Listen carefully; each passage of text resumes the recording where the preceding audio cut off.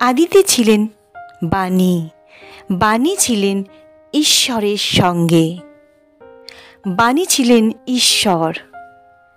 বাণী একদিন হলেন রক্ত মাংসের মানুষ, বাস করতে লাগলেন আমাদের মাঝখানে।